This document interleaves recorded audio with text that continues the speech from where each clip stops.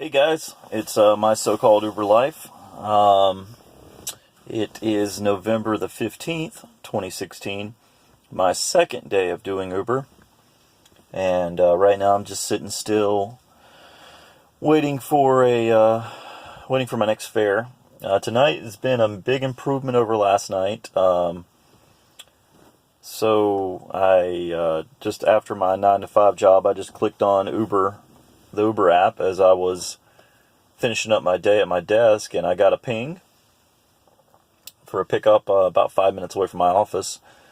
And so I jolted out the door, ran over there, and it was two college girls. Very nice, very, very polite, very chatty. So, 5 o'clock, that was a great fare to end the day on, or begin the day on, I guess.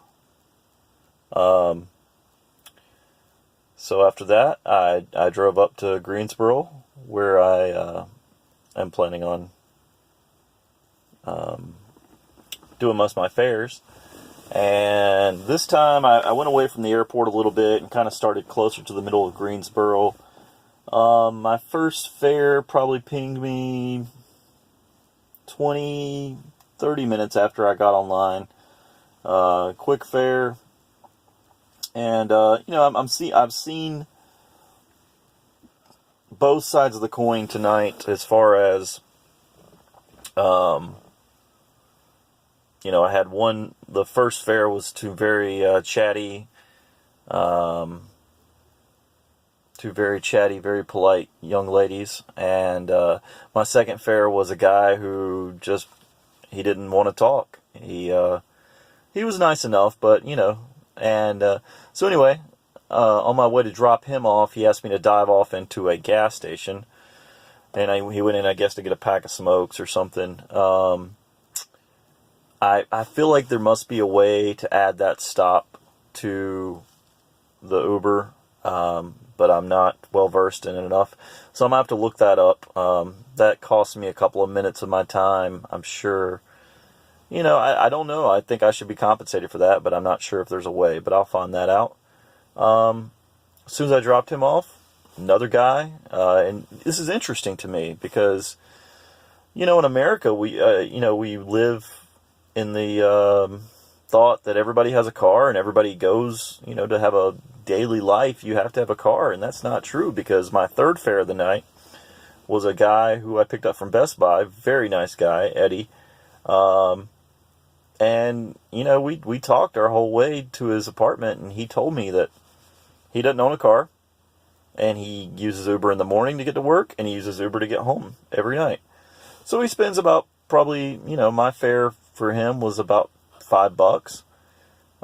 So he spends $5 in the morning to get to work and $5 in the evening to get to work or get home from work. And that works for him, which that's an interesting concept to me. I mean, to live in this urban environment, and Greensboro is not as urban as New York City or San Francisco or something like that, but still, he lived 5 minutes away from his work, but it was too far to walk. So he just spends the $5, the $10 a day to get back and forth to work. So, he's spending $300 a month on Uber just to get to and from work. Well, maybe not, because I'm sure he doesn't work 7 days a week. So you figure if he works 5 days a week, he's spending $20. Let's see, $20. I'm sorry. I've been going all day. So he spends $20. Oh no, $10 a day. He spends about $50, so he spends $200 a month. That's cheaper than you can rent or lease a car for the most part. Then you have to get gas, and then you have to have insurance. So, if that works for him, he's coming out pretty good. And it might even be one of those situations to where he has a roommate who has a car, or he lives with his parents or something like that. I think he was a little too old to live with his parents, but, and they take him everywhere else he needs to go the rest of the time, but he just Ubers to and from work. So, just an interesting, different side of the coin. I did realize on my last fare that sometimes you have the people that get in here and they talk on the phone the entire time, which is perfectly fine. It's just, if you're not 100% sure where you're going, he never even spoke up when I got to his destination. His destination was a nightclub, but I didn't know that's where he was going because it wasn't marked on Uber. It was just an address. So he just kind of just spoke up and said, "Oh, I'm getting out." Oh.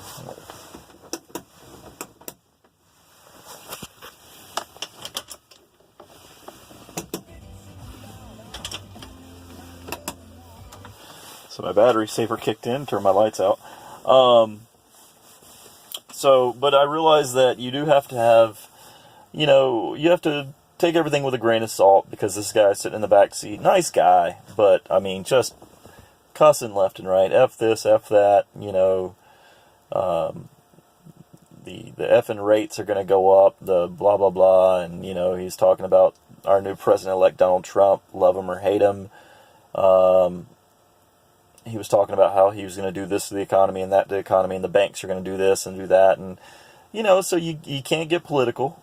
You can't take anything personally. This guy, as an Uber driver or as somebody who's also in sales, I would never, cuss like that around somebody I didn't know. But, we're in the service industry effectively. So I'm here to serve, and if he feels like he can act that way, then it didn't really bother me.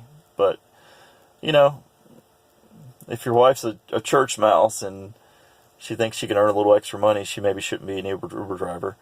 But anyway, so that's been my night so far. It's been a pretty good night. I've had 4 fares total, better than last night's 1 fare.